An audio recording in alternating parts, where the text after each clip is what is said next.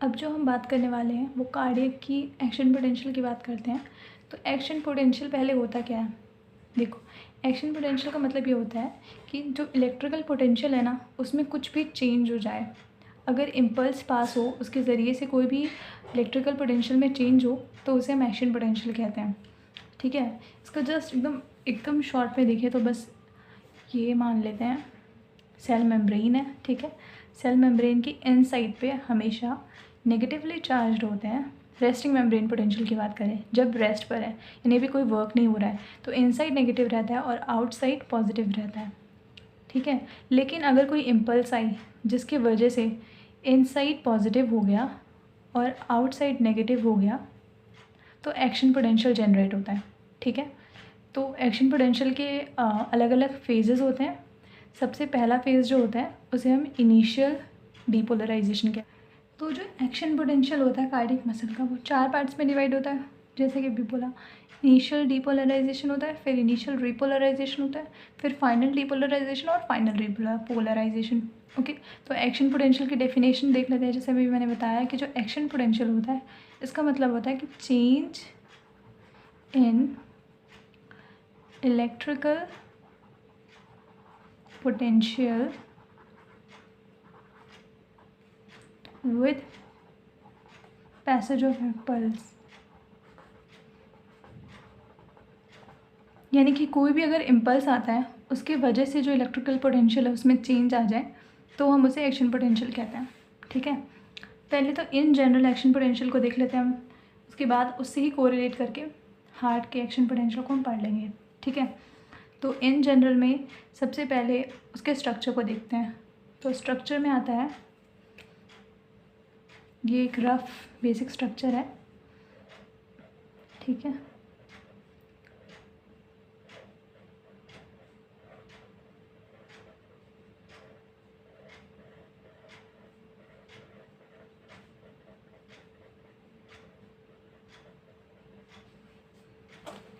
ये एक लेयर है मान लेते हैं। ठीक है, ये है सेल मेम्ब्रेन।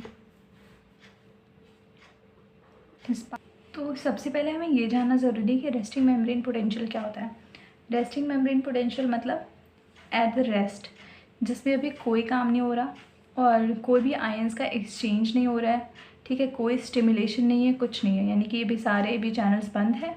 और जनरली रेस्टिंग मेम्ब्रेन पोटेंशियल में क्या होता है कि ज़्यादा से ज़्यादा जो सोडियम आयंस होते हैं वो एक्सटीरियर में प्रेजेंट होते हैं, यानी कि ये जो सेल मेम्ब्रेन है, सेल मेम्ब्रेन के बाहर एक्सटीरियर पार्ट में ज़्यादा से ज़्यादा आयंस प्रेजेंट होते हैं।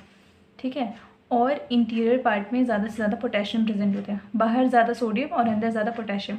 तो जो चार्ज होता है ना, ऐसा नहीं होता कि अंदर नेगेटिव है, कंपैरेटिवली बाहर ज़्यादा सोडियम और ज़्यादा पॉजिटिव चार्ज होते हैं, अंदर पोटेशियम होते हैं और कम पॉजिटिव चार्ज होता है। तो इसलिए रिस्पेक्टिवली टू दिस बाहर पॉजिटिव होता है, अंदर नेगेटिव होता है चार्ज। ठीक है, ये रेस्टिंग मेम्ब्रेन पोटेंशियल, अभी कोई स्टिमुलेशन नहीं है, कोई आयन एक्सचेंज नहीं हो रहा है, कुछ नहीं।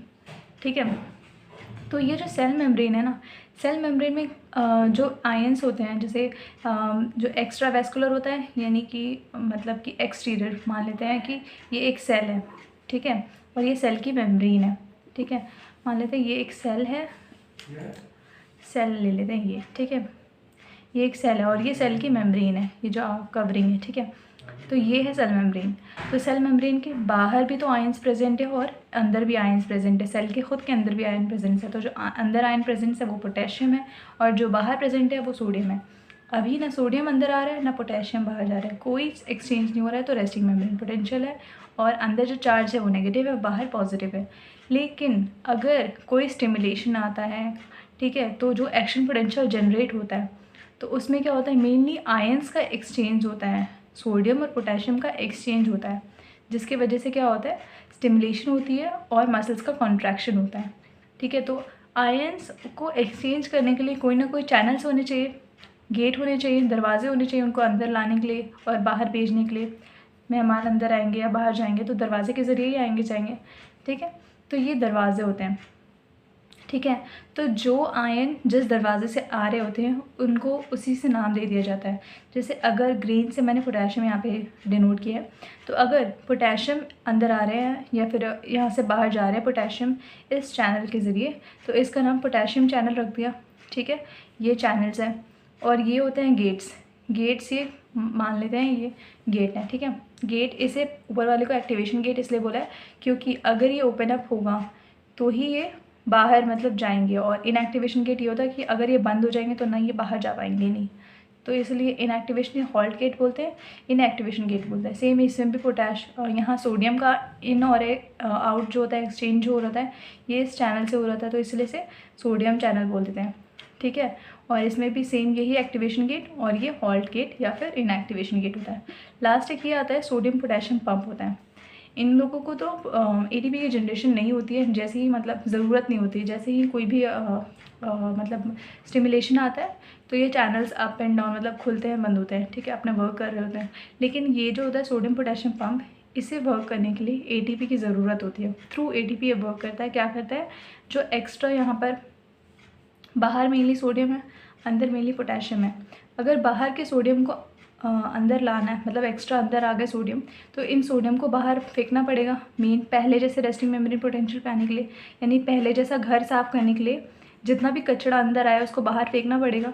तो ये जो सोडियम है ये आउट करता है, बाहर ले जाता है, और बाहर से जो लोग बाहर गए थे घूमने, मतलब अपने घर के मेम्बर्स जो थे वो बाहर गए थे, उनको अंदर लाना पड़ेगा। तो बाहर के पोटेशियम को अंदर लाएगा और अंदर के सोडियम को बाहर करता है ये। ठीक है, तो यहाँ से सोडियम को आउट और पोटेशियम को इन करता है। ठीक है, अब इसके चारों स्टेज पता चल गया हमें। डिपोलराइजेशन, इनिशियल डिपोलराइजेशन, फिर इनिशियल रिपोलराइजेशन, फिर प्लेट्यू होता है, फिर फाइनल रिपोलराइजेशन। ये चारों स्टेज हम लोगों ने देख लिए थे। अब सबसे पहले डिपोलराइजेशन स्टेज में क्या होता है, रेस्टिंग मेम्ब्रेन पोटेंशियल तो पता चल गया। अब डिपोलराइजेशन क्या होता है, मान लेते हैं कोई भी एक स्टिमुलेशन आता है।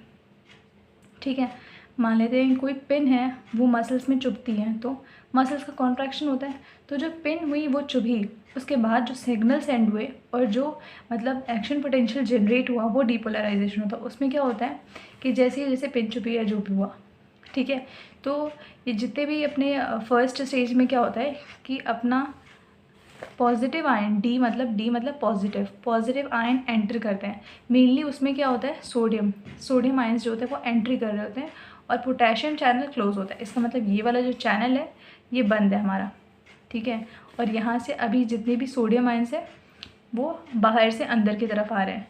तो यानी बाहर से ज़्यादा पॉजिटिव आयन्स अंदर आ रहे हैं, और अंदर पहले से ही पोटेशियम प्रेजेंट है, तो पॉजिटिव अंदर मिलकर के अंदर का माहौल कैसा हो जाएगा, पूरा पॉजिटिव हो जाएगा। ठीक है, तो ये पॉजिटिव, जैसे कोविड का ले लेते हैं एग्जाम्पल, है ना। मतलब ये इससे कोई सेंस नहीं बनता है, इट्स जस्ट एन एग्जाम्पल जिसे आप इजीली समझ सकें कि बाहर से कोविड पॉजिटिव लोग आए। ठीक है, अंदर ऑलरेडी प्रोन लोग बैठे थे जिनको पहले से और कोई डिजीज़ थी, कार्डियोवैस्कुलर डिजीज़ थी या डायबिटीज़ थी, ऐसी कोई डिजीज़ थी।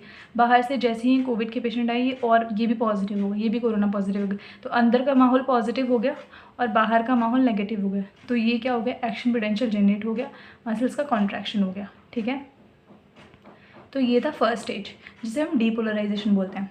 ठीक है, फिर सेकेंड स्टेज आता है इनिशियल रिपोलराइजेशन। रिपोलराइजेशन में क्या हो रहा है, एग्जिट ऑफ पॉजिटिव आयंस। अब जो बाहर से आए हैं जो पॉजिटिव, ठीक है, अब वो छोड़ो, अब जितनी भी पॉजिटिव आयंस हैं ना इनको बाहर निकालना है। तो मेनली सबसे पहला जो आयन जा रहा होता है वो यही होता है, पोटेशियम जो होता है। अब ये मान लेते हैं कि ये इफ़ेक्ट हो गए, तो ये नहीं बाहर जाके डॉक्टर्स को दिखाना ही पड़ेगा, तो इनका चैनल खुलेगा। तो सेकेंड स्टेज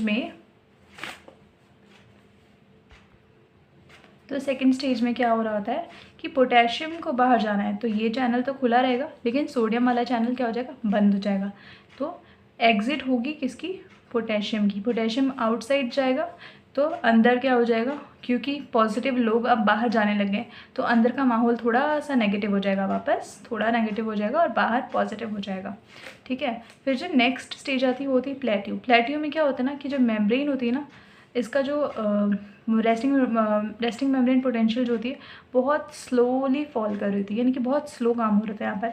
जो पोटेशियम होता है वो तो सेम एज़ यूजुअल के प्लस वापस बाहर ही जा रहा होता है, लेकिन साथ साथ कुछ कैल्शियम आयन्स जो होते हैं ना वो अंदर एंटर कर रहे होते हैं मेम्ब्रेन के इंटीरियर साइड में, यहाँ कैल्शियम आयन एंटर कर रहे होते हैं बहुत स्लोली।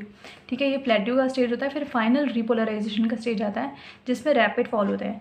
जो पोटेशियम्स हैं वो बाहर ही जा रहे होते हैं एकदम से, और जो अंदर होता है साइन, और जो अंदर साइड का होता है साइन वो नेगेटिव होने लग जाता है जो पहले था। पहले भी रेस्टिंग मेम्ब्रेन पोटेंशियल पे अंदर नेगेटिव और बाहर पॉजिटिव हो रहा था, तो वापस सेम वही कंडीशन आने लग जाती है। ठीक है, तो फाइनल रिपोलराइजेशन होता है। फिर वो रिपोलराइजेशन के बाद ऑब्वियस है अंदर नेगेटिव हो गया बाहर पॉजिटिव हो गया, तो हमने वापस से जो मेन हमारा स्टार्टिंग का जो था रेस्टिंग मेम्ब्रेन पोटेंशियल वो गेन हो गया। ठीक है, तो ये तो हमारी स्टेजेस थी। अब इसी का ना एक तरीके से ग्राफ भी आता है, उस ग्राफ को देख लेते हैं हम लोग। ठीक है, तो पहले तो हमें ये पता होना चाहिए कार्डियक का मसल्स का जो रेस्टिंग मेम्ब्रेन पोटेंशियल होता है वो क्या होता है। ये होता है -90। ठीक है, यहाँ -100 से हम लोग यहाँ पे ग्राफ स्टार्ट कर रहे हैं। ये यहाँ पर हम कर रहे हैं एम्पलीट्यूड को दिखा रहे हैं। ठीक है, एम्पलीट्यूड को मिली वोल्ट से हम यहाँ पे रिजेंबल कर रहे हैं। तो सबसे पहले जो इसका रेस्टिंग मेम्ब्रेन पोटेंशियल होता है -90। यहाँ पे और भी हम सारे मार्किंग्स डाल देते हैं। ठीक है, 90 के बाद यहाँ पर 80, 70, 60, फिर यहाँ 40, फिर यहाँ 20, फिर 0 और ये +20। ठीक है, ये सारे इस तरफ को एम्पलीट्यूड्स हो गए। ठीक है, और ये टाइमिंग्स हो गया 0, 0.2, 0.4, 0.6, ये टाइमिंग्स है सेकेंड्स में। ठीक है, तो सबसे पहला जो होता है ना रेस्टिंग मेम्ब्रेन पोटेंशियल से, यानी यहाँ -90 से कोई भी, ये अभी यहाँ पर है रेस्टिंग मेम्ब्रेन पोटेंशियल, अभी कुछ भी नहीं हुआ। ठीक है, रेस्ट पर है अभी। फिर उसके बाद जैसे ही कोई भी इनिशिएशन होगी, मतलब कि जैसे ही कोई भी आपको स्टिमुलेशन मिलेगा, तो स्टिमुलेशन के बाद क्या होगा, यहाँ से ये राइज़ करेगा, रेस्टिंग मेम्ब्रेन पोटेंशियल से ये राइज़ अप करेगा, राइज़ करेगा इस तरीके से जाएगा 0 तक। ठीक है, 0 से +20 तक भी जा सकता है, वैसे मेनली ये 0 तक जाएगा। ठीक है, 0 तक जाएगा, इसका एम्पलीट्यूड मतलब इसका जो पीक है वो 0 तक जाएगा। फिर उसके बाद वहाँ से ये फॉल ऑन होना शुरू होगा, ये आएगी सेकेंड फेज़। ये सबसे पहला फेज़ होगा। पहला फेज़ क्या था, डीपोलराइजेशन, यानी कि नेगेटिव टू पॉजिटिव जाना शुरू हुआ। अंदर नेगेटिव था बाहर पॉजिटिव था, तो अब अंदर इन लोगों को पॉजिटिव करना है, तो नेगेटिव टू पॉजिटिव जाना शुरू हुआ पहले। ठीक है, फिर उसके बाद आता है सेकेंड इनिशियल रिपोलराइजेशन, फिर वापस ये नेगेटिव होने लगता है हल्का हल्का, तो ये सेकेंड फेज़ आता है। फिर उसके बाद प्लेट्यू आता है, यानी कि ये बहुत स्लो फॉल हो रहा होता है। ठीक है, मतलब इसका पीक ज़्यादा है ना, और इसका पीक आप देख रहे हो बहुत कम है, मतलब एकदम ऐसा लग रहा है स्ट्रेट ही है। ठीक है, तो इसलिए प्लेट्यू बोल रहे थे। तो ये थर्ड फेज़ होता है। फिर उसके बाद जो होता है ना सडन फॉल हो रहा होता है, सडन फॉल होता है, एकदम से गिरता है। ठीक है, तो इसे हम कह रहे होते हैं थर्ड फेज़ ये होता है। ये फोर्थ फेज़ होता है। फोर्थ फेज़ क्या होता है, फाइनल रिपोलराइजेशन होता है। ठीक है, ये आप देख रहे हो वापस रेस्टिंग मेम्ब्रेन पोटेंशियल पर आ जाता है, फिर ये रेस्टिंग मेम्ब्रेन पोटेंशियल पे कंटिन्यू करता है। तो ये तो इसका ग्राफ था। ठीक है, यही हो गया इनिशियल डीपोलराइजेशन, फिर इनिशियल रिपोलराइजेशन, फिर फाइनल डीपोलराइजेशन, फिर ये फाइनल रिपोलराइजेशन, और ये रेस्टिंग मेम्ब्रेन पोटेंशियल। ये तो हमारा ग्राफ था, सिंपल।